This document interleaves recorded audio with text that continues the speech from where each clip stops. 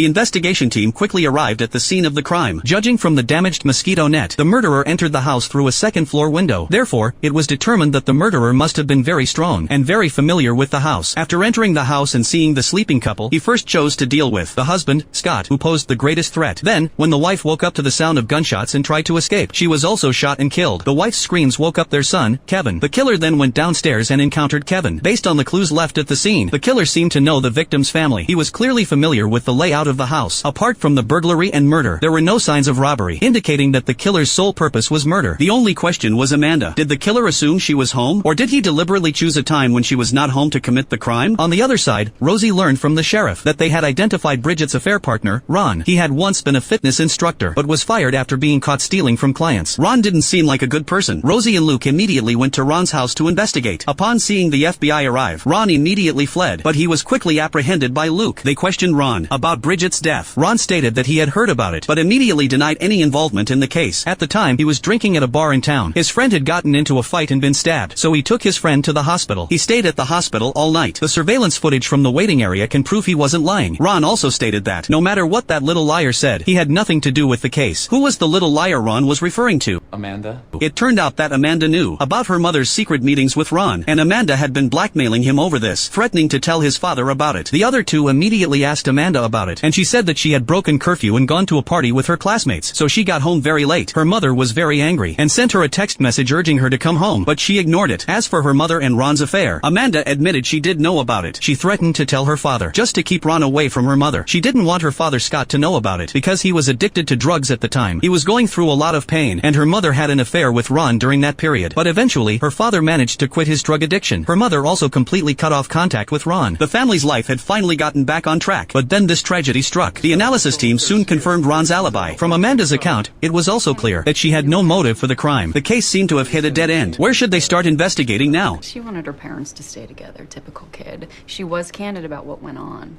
She was genuinely baffled by who would do this and why. Agreed.